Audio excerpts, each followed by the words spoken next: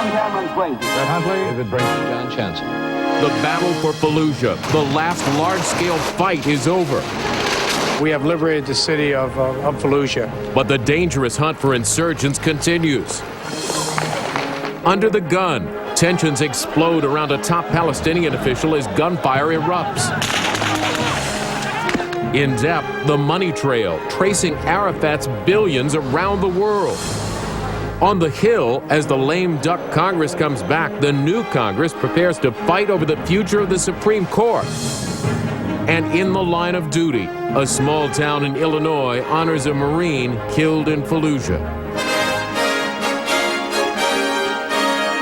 From NBC News World Headquarters in New York, this is NBC Nightly News with John Siegenthaler. Good evening, everyone. After spending 6 days in a battle with insurgents, U.S. military officials said today the Iraqi city of Fallujah is under their control. There are still, however, some pockets of resistance, and it remains a dangerous place. So far, 38 American troops have died in the fight for this city. We have two reports tonight, beginning with NBC's Charles Sabine. Pockets of resistance were game, waiting for them to stick their heads out from that alleyway one more. Now to a story of turmoil among the Palestinian people. Official word came from Palestinian leaders today that elections will be held on January 9th to replace Yasser Arafat as president. But following Arafat's death last week, a reminder today of the growing tension and violence. NBC's Tom Aspel reports from Gaza. Top Palestinian leader Mahmoud Abbas surrounded by well-wishers and security news Gaza. And more on Yasser Arafat and the search for the money he controlled coming up later in depth. In this country, members of Congress are preparing to go back to work after the election. As NBC's Bob Kerr reports from Washington, lawmakers in this lame duck session have a number of important issues on their agenda.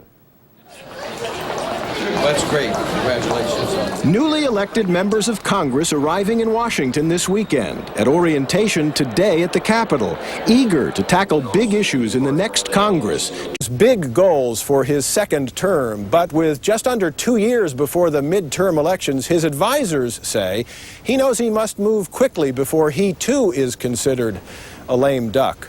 Bob Kerr, NBC News at the White House. With the odds, Bush may soon have a Supreme Court vacancy to fill. Both parties are gearing up for what could be a huge confirmation battle. And there are signs the fight has already started, even before anyone has been nominated. NBC's Pete Williams reports.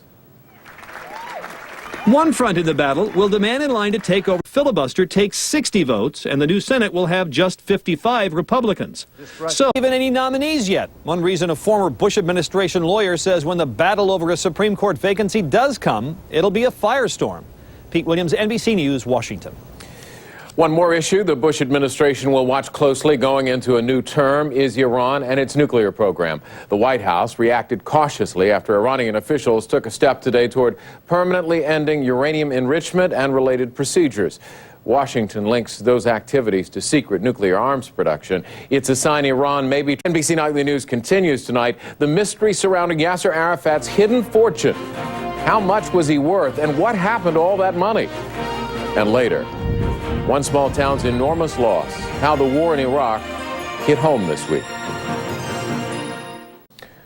NBC News in depth tonight, Yasser Arafat and the money trail. Even as Palestinians search for new leadership, there's a global search to find billions of dollars that may have been stashed away by Arafat. But just where those funds are now is a secret that Yasser Arafat may have taken to his grave. Here's NBC's Andrea Mitchell. It is a tale of two worlds. The Palestinian people, desperately poor and largely homeless. And then after peace talks with Israel in 1993, he was guaranteed money from Europe and power. The first thing they need to do is find the money. And it's possible that only Yasser Arafat knew where it was. Andrea Mitchell, NBC News, Ramallah. When we come back, taxpayers paid billions for Boston's big dig. So who pays for the big leak?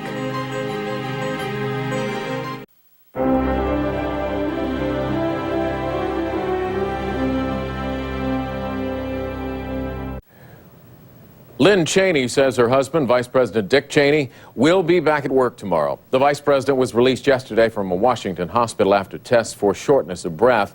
He's at home nursing what his doctor says is an upper respiratory infection with no signs of heart trouble.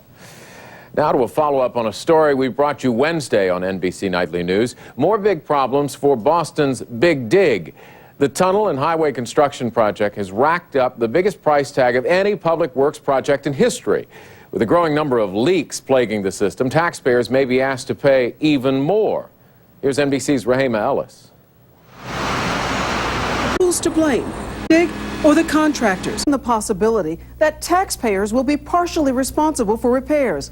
Part of the When NBC Nightly News continues this Sunday, a Midwestern town mourns the battlefield loss of a son. A Dateline.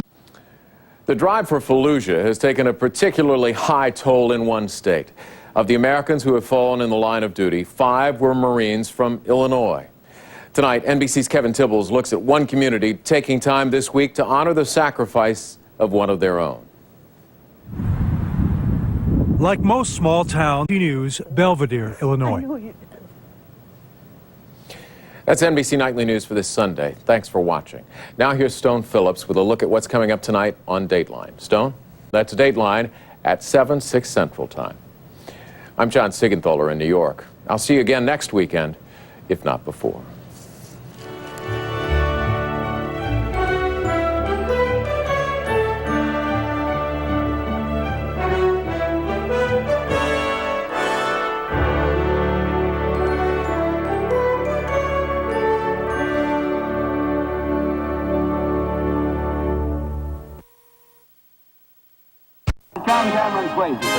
David brings John Chancellor.